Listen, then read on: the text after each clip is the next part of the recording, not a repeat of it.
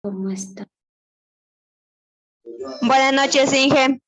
Buenas noches.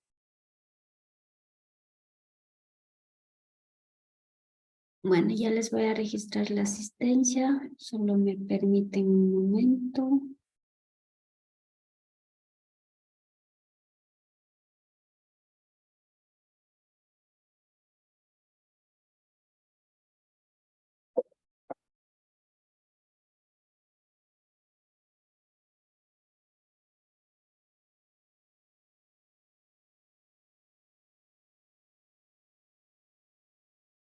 A ver, política.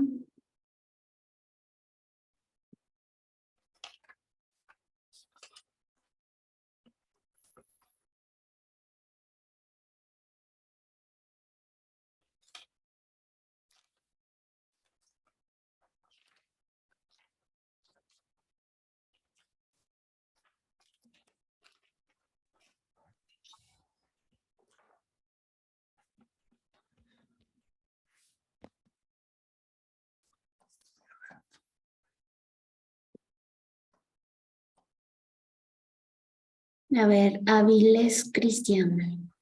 Presente, ingeniera. Buenas noches. Briones Darwin. Briones. A ver. Camacho Joffre.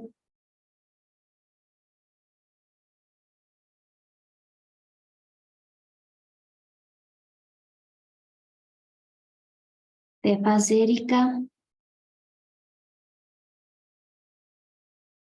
Presente, ingeniera. Guamán Joana. Presente, ingeniera. Buenas noches. Hernández Victoria.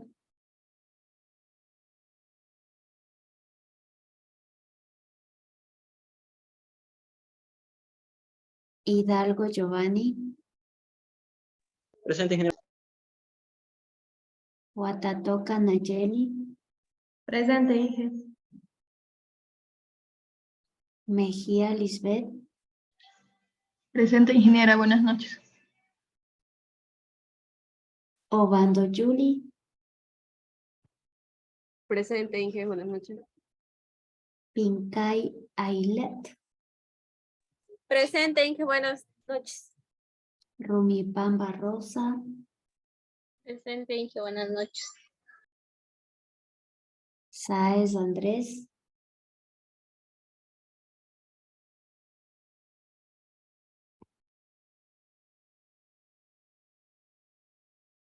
Chihuango Tatiana.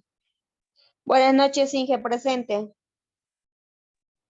Buenas noches, Inge. Briganes, ayúdame con la asistencia, por favor. Bien, ¿alguien más?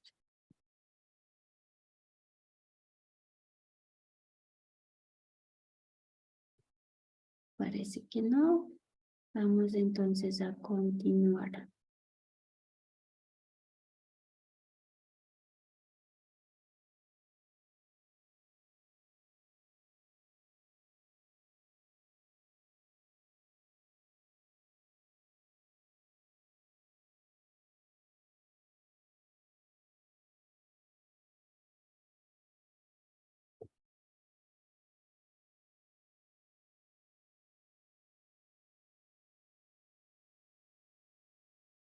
A ver, mientras voy abriendo, algo paso con mis office. Sí.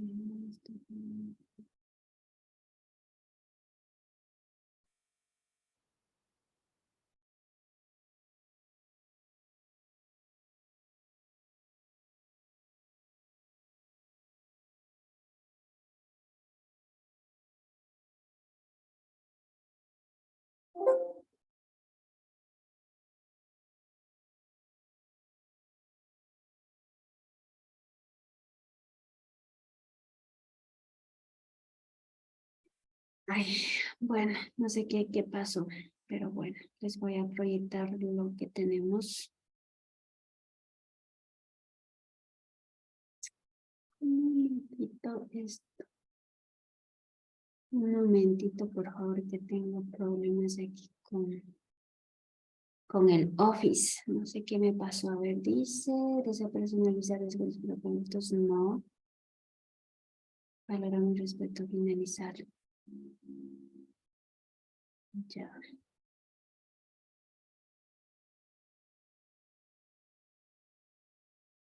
Está medio raro este Office.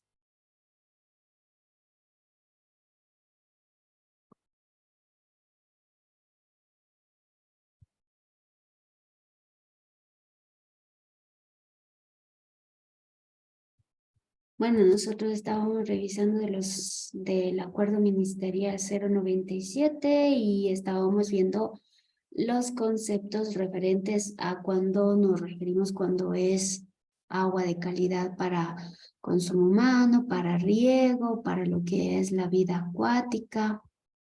Sí, estuvimos revisando y agua para lo que es su uso pecuario. Y bueno, hasta ahí quedamos viendo la cuestión del acuerdo ministerial 097 en relación a lo que es el agua. Y bueno, por otro lado, vamos a ver en este caso de los criterios de calidad del agua para los fines recreativos, ¿sí? Del recurso agua, así como también de los criterios de la calidad de agua para fines recreativos mediante contacto primario. Bueno, entonces dice que se entiende por uso del agua para fines recreativos la utilización en la que existen las dos formas, la de que les mencionaba, contacto primario y contacto secundario. Cuando hablamos de contacto primario, cuando tenemos una relación directa con el agua, en este caso cuando se realizan actividades para natación, buceo o inclusive de los baños medicinales. Y cuando hablamos de contacto secundario, cuando en realidad estamos en actividades de pesca deportiva, deportes acuáticos, ¿sí? Y la misma pesca son relacionadas secundarias, porque en realidad no nos estamos sumergiendo directamente nosotros con el agua directamente, sino que tenemos cierto contacto con el agua, pero no en toda su naturaleza. Y bueno, de los criterios de calidad para aguas de uso estético, ¿sí? Se refiere al mejoramiento y creación de la belleza escénica, tendrán que cumplir con estos criterios. En belleza estética o belleza escénica habla prácticamente de que nosotros, por ejemplo, podemos tener qué sé yo, un río. Ese río puede ser aprovechado con fines turísticos, pero para ser aprovechado con tal fin tiene que tener este criterio de agua de calidad estético o belleza escénica. Entonces nos dice que deben cumplir con estos criterios que son la ausencia del material flotante y de espumas provenientes de actividad humana. Ausencia de material flotante se refiere a cualquier tipo de material flotante, puede ser orgánico, inorgánico, fundas plásticas, entre otras cuestiones. Y lógicamente las espumas por las actividades o de acuerdo al tipo de agua que esté transitando. La ausencia de grasas y aceites que formen película visible. Ausencia de sustancias productoras de color, olor, sabor y turbiedad, no mayor al 20% de las condiciones naturales de la turbiedad, ¿sí? Que hay que tener muy en cuenta esto. Entonces, recordar nuevamente, para con fines estéticos, evitar las cuestiones de grasas, evitar material flotante, evitar, o mejor, más bien dicho, que no tenga color, olor o sabor, prácticamente hablando de la turbiedad, que no sea mayor al 20%, de acuerdo a las condiciones naturales. Y el oxígeno disuelto, que será no menor al 60% del oxígeno de saturación.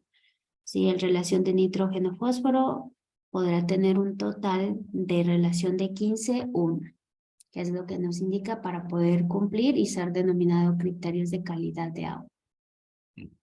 Bien, del acuerdo ministerial 097, tenemos ahí los criterios que debemos conocer para antes de realizar la descarga en las zonas de efluentes. Y bueno, nos dice lo siguiente, que los laboratorios en donde se realicen el análisis de las muestras de agua o de cuerpos receptores deben estar acreditados por la SAE. que es el Servicio de Acreditación Ecuatoriano. De lo contrario, pues no servirá como evidencia para que se dé la autorización para el descargue. Recordemos del reglamento. Para efectos del control de la contaminación del agua por la aplicación de agroquímicos en áreas no anegadas se establece. Es decir, cuando se habla de áreas no anegadas se refiere a los encharcamientos que puede existir, ¿sí? En alguna zona o lote, X terreno, ¿sí? Entonces dice que son los siguientes. Para la aplicación de agroquímicos se establece una franja de seguridad de 60 metros sin barreras vivas y 30 metros con barreras vivas respecto a áreas sensitivas. Ya, ¿qué es lo que está queriendo decir? Esto más que todo habla de la zona o del sector agropecuario, ¿sí? Nos dice que nosotros tenemos una área, ¿no? Esta es la área en donde trabajamos, ¿sí? Para el sector agropecuario. Pero nos dice que nosotros, al ser un sector agropecuario, lógicamente vamos a contaminar el río. Y posiblemente el río pueda estar por acá. Sí, entonces nos dice que de la ribera del río, está claro que nos dice de la franja de seguridad tiene que ser, ¿sí? 60 metros sin barrera, que quiere decir que el río que tenemos en ese marco del color, que ya les voy a marcar en otro color, que de aquí, de la ribera, debemos, para estar seguros de no contaminar la fuente, pues a 60 metros adentro o fuera de la ribera, digamos, del río, a empezar a aplicar los agroquímicos. Con esto reducimos la contaminación. Esto sin barreras vivas, es decir, que acá no tenemos ningún tipo de, qué sé yo, de algún tipo de vegetación que pueda retener la contaminación. Podemos hablar franja de árboles, franja de pastos, franja de hierba luisa o zacate limón, como le conocen ustedes, o no sé, otro nombre que también le dan. Sí, esas cuestiones son parte o se consideran barreras vivas. Esas pueden retener, sí. Pero cuando no existen las barreras vivas en las zonas limitantes, entonces nos indica que los 60 metros son la franja de seguridad. Y cuando tenemos barreras vivas, como nos indica aquí, entonces ya no hablaríamos de 60, hablamos de la mitad, que es 30, porque las barreras vivas nos van a ayudar en este punto a retener el movimiento de los agroquímicos directamente al recurso hídrico. Esa es la cuestión que nos está indicando. Entonces, es una parte muy esencial, no solamente hablar de ríos, sino que también podemos hablar de cualquier tipo de fuentes hídricas o cuerpos hídricos y tener esta consideración para las actividades agropecuarias. Bien, por lo general, estas condiciones, al desconocer, de hecho, ni siquiera se cumplen en el sector agropecuario, porque recordemos que de los ríos están en el borde, fijo, que están solamente a unos 3, 4, 5 metros nada más y sin barreras vivas. Y de hecho, cuando existen barreras vivas también por lo general no tienen un espacio de distanciamiento de 30 metros. Por lo general solamente tienen de 5 a 6 metros y efectúan las aplicaciones, lo cual está provocando y genera un riesgo de contaminación a las fuentes hídricas. Importante este caso, ¿sí? Entonces nos dice para otros cuerpos hídricos que tenemos ahí, que ya son de actividad artificial, ¿sí? Para otros cuerpos hídricos, como son los canales internos de los cultivos, se establece la siembra de plantas nativas para la protección de estas fuentes de agua. Las barreras vivas deberán ser implementadas con especies nativas aprobadas por la Autoridad Ambiental Nacional y se deberán respetar las zonas de protección permanente de todo cuerpo de agua. En efecto, como les indicaba, las barreras vivas son esenciales, pero bueno, nos dan un detalle especial que no lo habíamos notado, que las barreras vivas por lo general tienen que ser las plantas nativas, plantas que son del sector, especies del sector. y a su vez también el cuerpo de agua, de donde lógicamente o las nacientes que existieren, pues deben ser cuidadas. Bueno, la otra cuestión dice, la aplicación de agroquímicos en cultivos anegados artificialmente requerirá la autorización de la Autoridad Ambiental Nacional, para lo cual se requiere el informe previo del Ministerio de Agricultura, que es el MAC, ¿sí? Entonces, cuando hablamos de cultivos anegados, ya les había dicho de terrenos que están inundados o que tienen charcos, ya, por lo general en este tipo de cultivos anegados estamos hablando ya del arroz. Prácticamente su cultivo inicia con el anegamiento del suelo, es decir, que tiene que introducir la cantidad de volumen de agua al suelo. Entonces dice que para este tipo de cultivos, como es el caso del ejemplo del arroz, la aplicación de los agroquímicos pues tendrá que darse bajo una autorización. Y de ahí que nos dice en esta cuestión de cultivos anegados que se prohíbe todo tipo de descarga en las cabeceras de las fuentes de agua. Es decir, todo tipo de aplicación, ¿sí? En las partes de lo que son las fuentes de agua.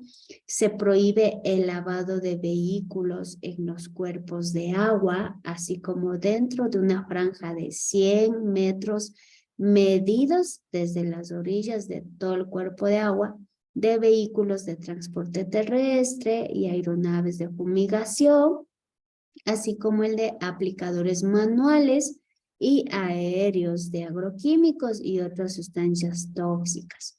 Entonces, el dimensionamiento para cuestiones de lavado de agua lavados de auto y otro tipo de transportes, nos dicen que por lo menos debe estar lejos de la franja de lo que es la orilla del agua, a unos 100 metros de distancia. Bueno, tampoco se cumplen estas cuestiones. Sin embargo, estas están estipuladas en este acuerdo para lo que es la descarga de efluentes. Bien, aquí tenemos otra tabla, ¿sí? De los límites de descarga al sistema de alcantarillado público. ¿Cuál es el valor que debe tener para que sea descargado el sistema? Ahí están los parámetros. Y el límite máximo permisible con el que debe cumplir. Bien. Dice, de los lixiviados, de los límites de descarga a un cuerpo de agua dulce, ¿sí? Para la cuestión de los lixiviados. Y nos dice, los lixiviados generados en rellenos sanitarios cumplirán con las normas fijadas, considerando el criterio de calidad de acuerdo al uso del cuerpo receptor. Adicionalmente, los límites máximos permisibles para la descarga de estos lixiviados a cuerpos de agua se regirán conforme a la normativa ambiental emitida para el efecto.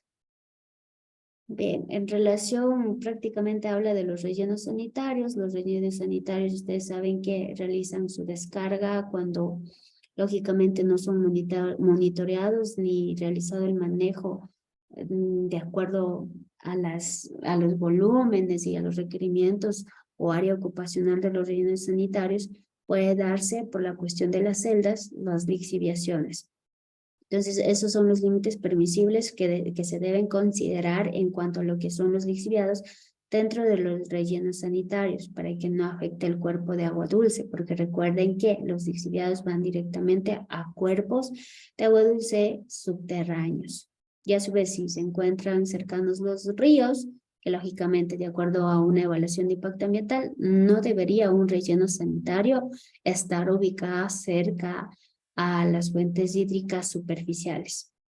En cuanto a lo que es aguas subterráneas, pues de igual forma hay que realizar antes de poner un relleno sanitario, porque el relleno sanitario también habla de profundidad de sus celdas. Entonces, hay que evaluar esas cuestiones. Sin embargo, puede existir casos de lixiviación a rasas profundidades, a mayor profundidad y por lo tanto hay que evitar también estas cuestiones. Entonces, estas son las tablas bajo las cuales se rigen para las cuestiones de lixiviados y evitar contaminar el cuerpo de agua dulce.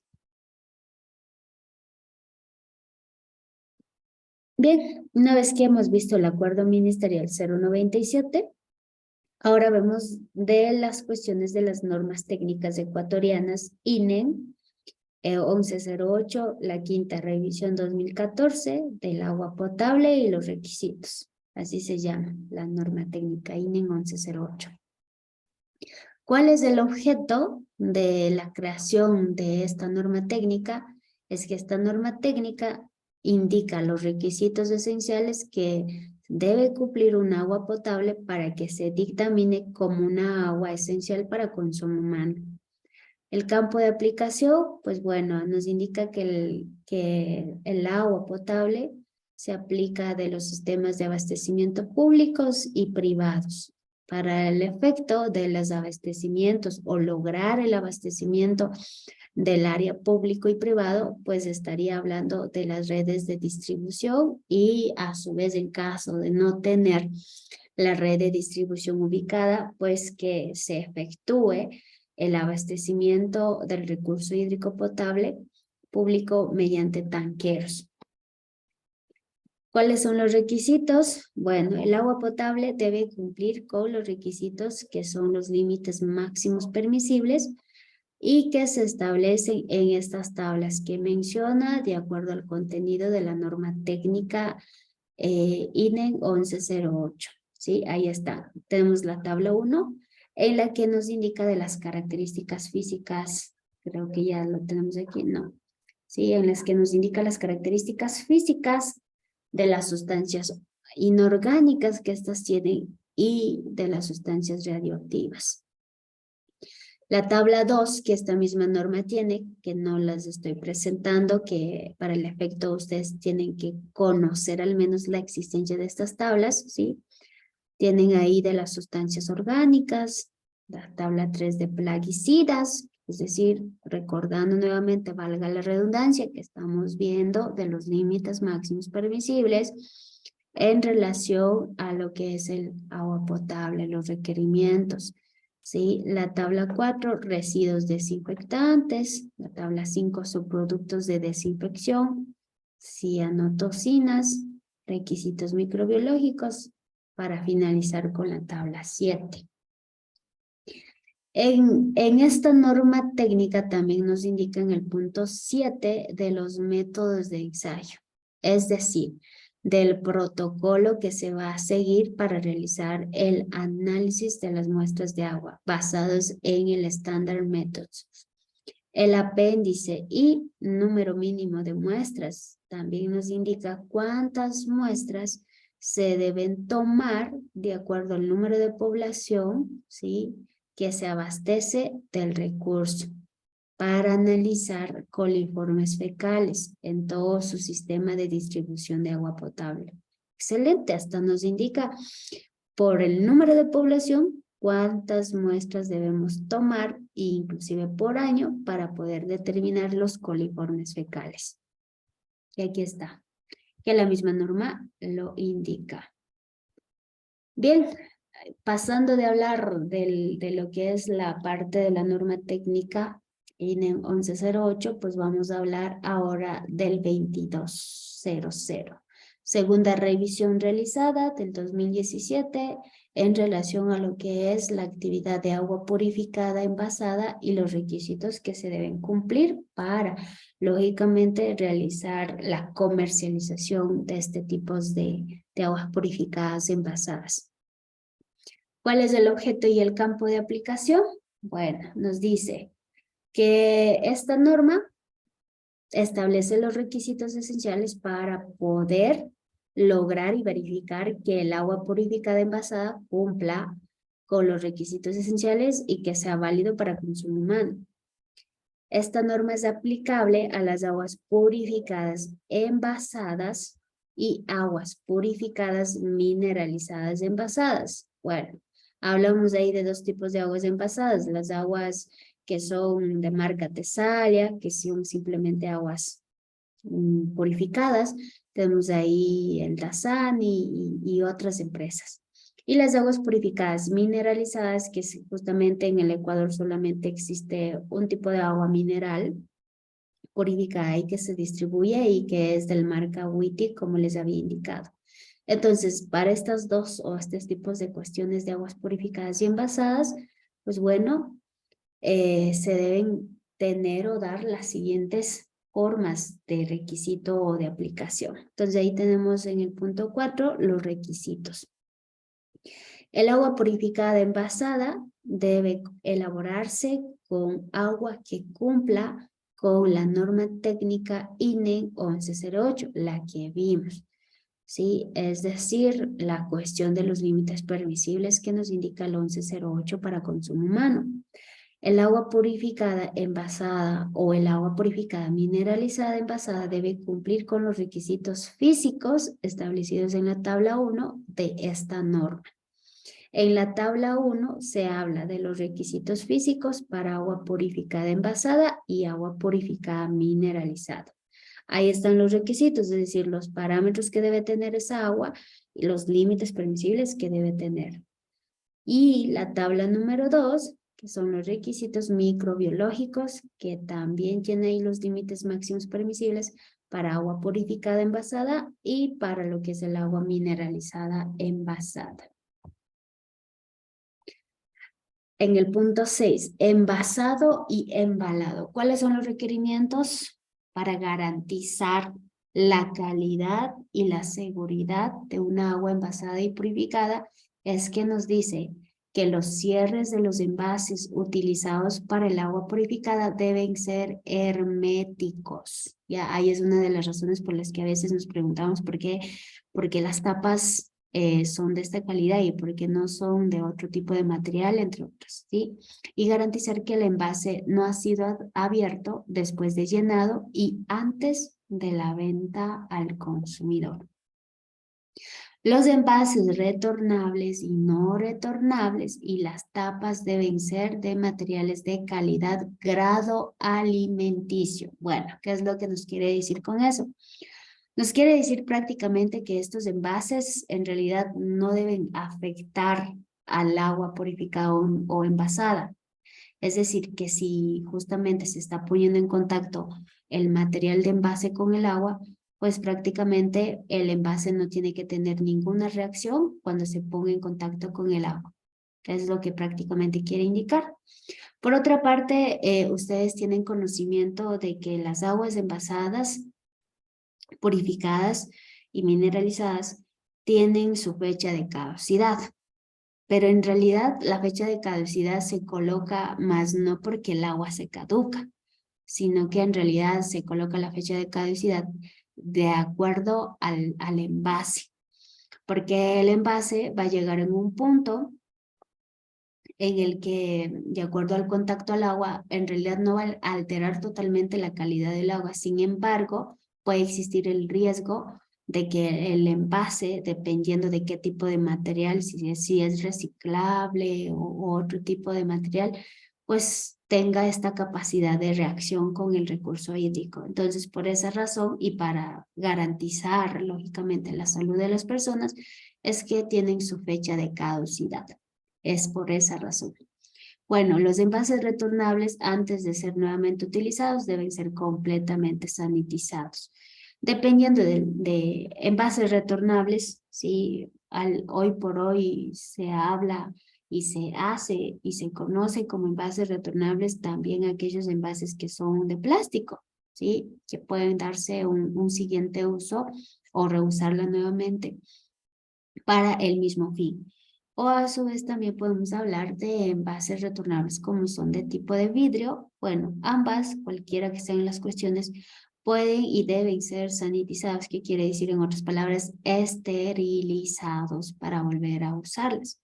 Y por lo general en estas industrias lo que hacen es por vaporización, altas temperaturas, de realizar la esterilización. Recordemos que la temperatura genera una acción muy importante.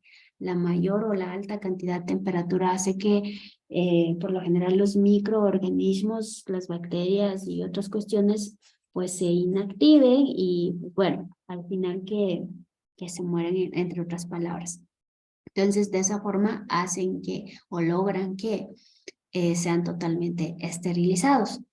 Y bueno, hablo un poco de este tema porque también la temperatura juega una parte esencial y de hecho se ha demostrado y también de acuerdo a estas altas temperaturas bajo las cuales también se trabaja la cuestión de la seguridad o la calidad de la misma leche. Entonces, de acuerdo a esas cuestiones y investigaciones, se considera importante la esterilización por altas temperaturas mediante vapor, en este caso.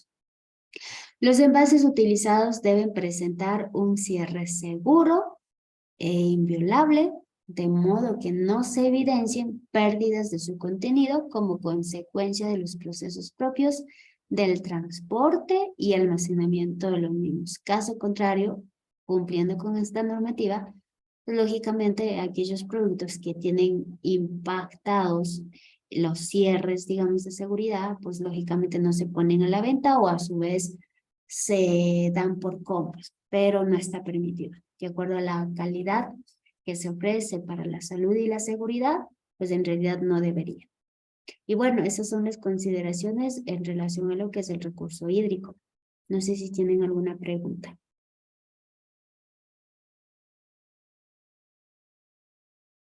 Dice que no. Pues bueno.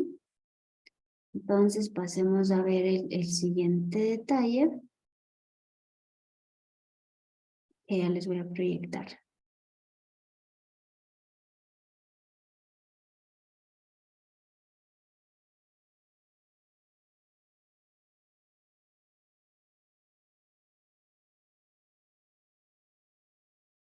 A ver qué pasó, ¿por qué no me permite? Otra vez tengo problemas con el Office.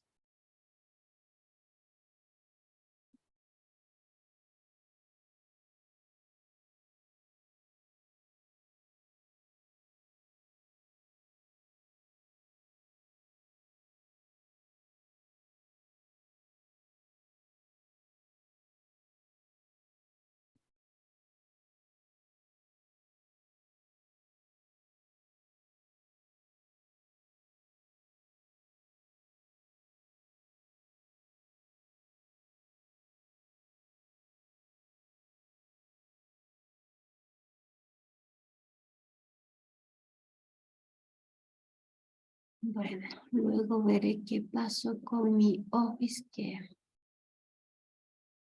no sé qué pasó. Bueno.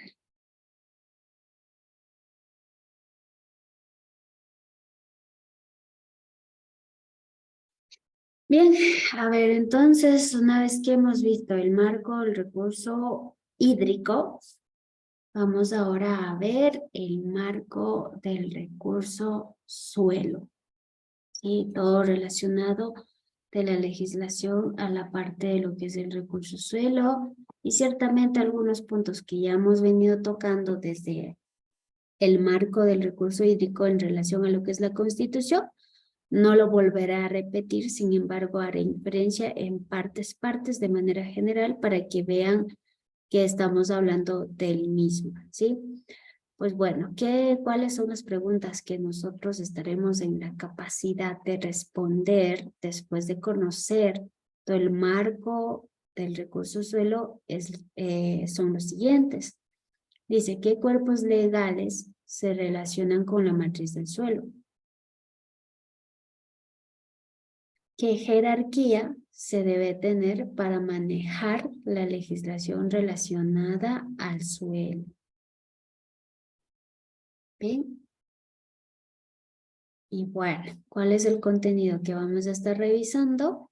Pues bueno, ya les había mencionado que vamos a volver a revisar, de acuerdo al pirámide de Kelsen, en margen al recurso hídrico, la Constitución del Ecuador del 2008, la Convención de la Lucha contra la Desertificación y Sequía de 1996, y ahí está, miren, de acuerdo al pirámide de 15, y estamos hablando de una normativa internacional, que es la Convención de la Lucha contra la Desertificación y Sequía.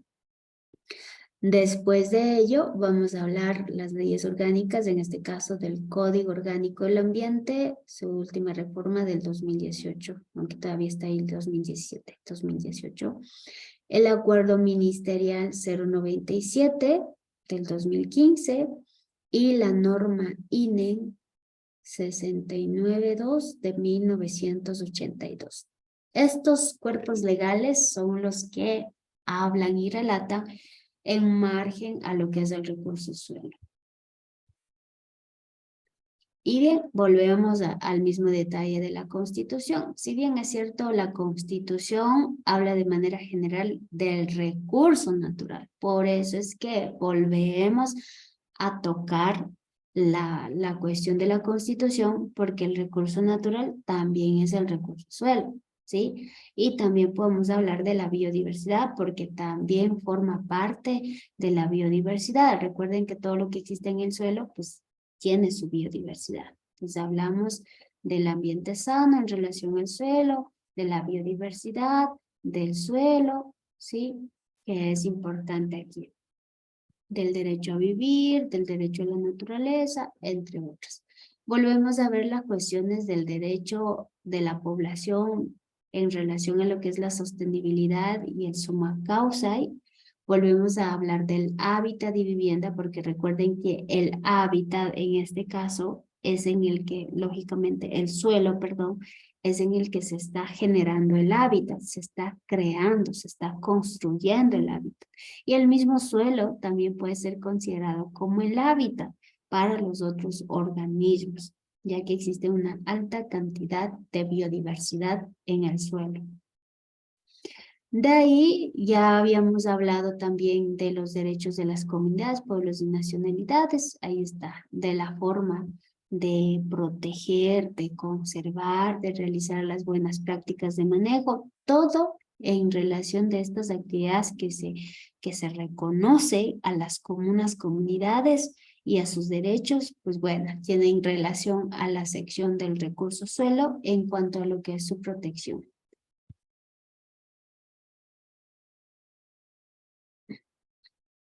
Volvemos a hablar de la Constitución, ¿sí? Para citar. Y ahí está el del derecho a la naturaleza. Volvemos a recaer en la cuestión de que cuando hablamos de la naturaleza, hablamos de todo lo que es la cuestión ecosistémica, la cuestión de lo que es su espacio, su territorio, ¿sí? Y los organismos que interactúan con estos para formar el ecosistema, las comunidades, las poblaciones, la biosfera, ¿sí? Todas estas cuestiones, toda una comunidad. Entonces, volvemos a hablar de lo que es el suelo, prácticamente. También hablamos del suelo, también hablamos del aire, también hablamos del recurso biodiversidad, entre otras cuestiones.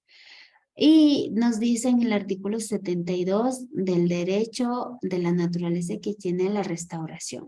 Entonces, volvemos a indicar en este caso del derecho a la restauración, en este caso del recurso suelo, lógicamente aquel que ha sido impactado. Del artículo 73 que nos indica de las medidas de precaución. Volvemos a caer en lo mismo. ¿Qué acciones, qué medidas se realizan o se podrán realizar para precavir o precautelar, perdón, la cuestión del recurso suelo? Por eso se cita aquí nuevamente. Aunque se hable de todo recurso natural, estamos hablando específicamente en este caso del suelo, que tiene que ver con el artículo 73. El artículo 74 de los servicios ambientales. Bien, en efecto, cada uno de los recursos naturales prestan servicios ambientales. Y el mismo suelo también presta, no es la excepción, ¿sí? De ahí, hablando de la biodiversidad, como había indicado, la biodiversidad en el suelo es muy amplia, y hablar de biodiversidad no solamente hay que hablar